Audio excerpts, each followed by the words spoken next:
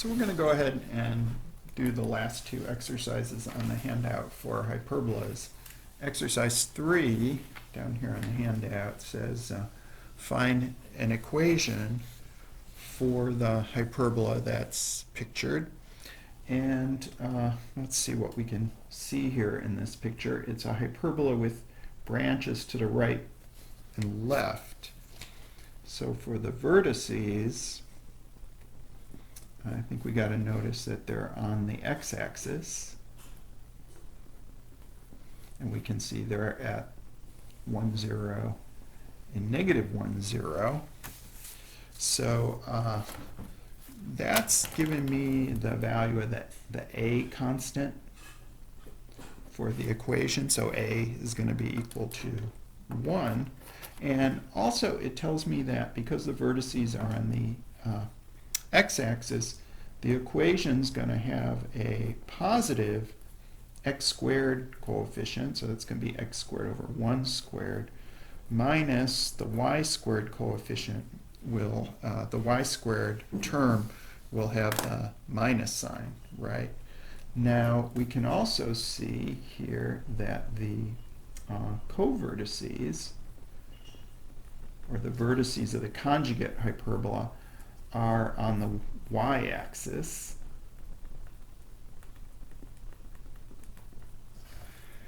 And they are also at 1 and negative 1, but these would be the point 0, 1, 0, negative 1. So officially, this one is our b constant value, but it's the number we're going to square in the denominator of y in the standard form, which is just 1, so both 1 squared. So we have x squared over 1 squared minus y squared over 1 squared equals 1. There's our standard form. That's going to simplify to just, in this case, just x squared minus y squared equals 1. We don't even have to write the over 1s. And has a particularly simple form. This is probably one of the simplest hyperbola equations we'll encounter. So there's exercise number 3, the equation for that hyperbola. And let's do exercise number 4 here at the bottom of the handout.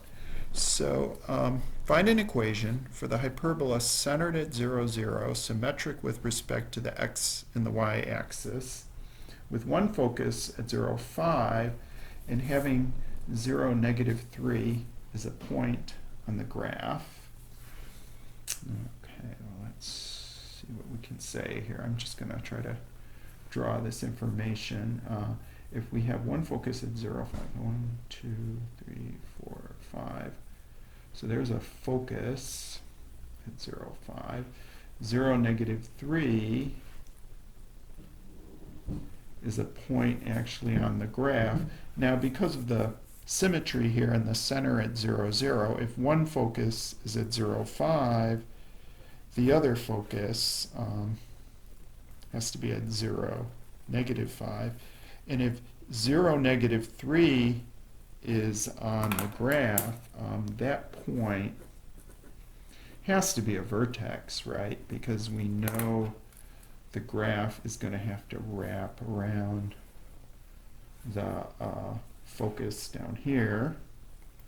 And up here, there's going to have to be symmetric to 0, negative 3. We know 0, 3 has to be the other vertex of this graph.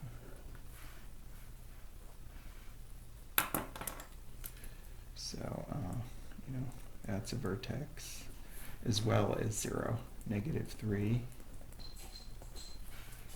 So what can I say as far as the equation is concerned? So the vertices, in this case, are on the y-axis at 0, 3, and 0, negative 3. The covertices are on the x-axis, somewhere here and somewhere here. We can't, we don't have enough information right off the bat to draw the central rectangle.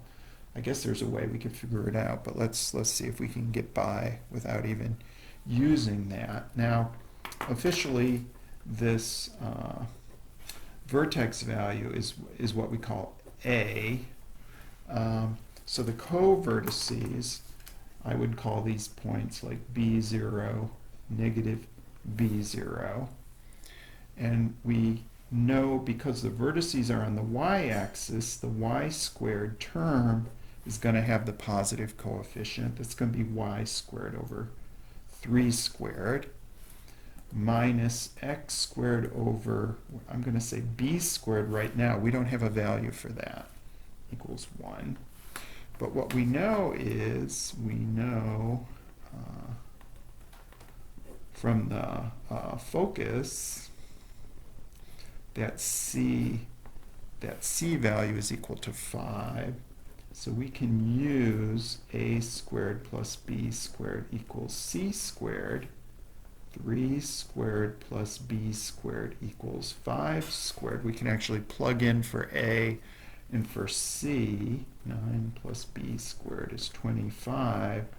So b squared is 25 minus 9. B squared is 16. So our b values are going to be plus or minus square root of 16, plus or minus 4. Now our official b value is the positive one of those two.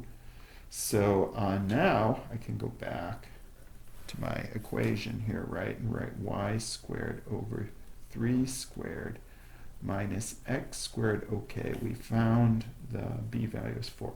4 squared equals 1, right?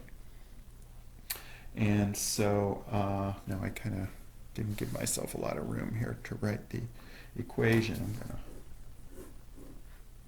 put it up here, just in a box. It's y squared over 9 minus x squared over 16 equals 1. So we now know those conjugate vertices would be, intercepts would be at 4 and negative 4 on the x-axis. But we don't need to draw a graph. We don't need to draw the asymptotes here.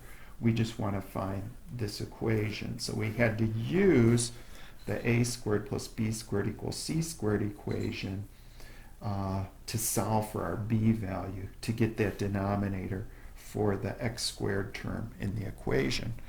And that's our last exercise for hyperbolas.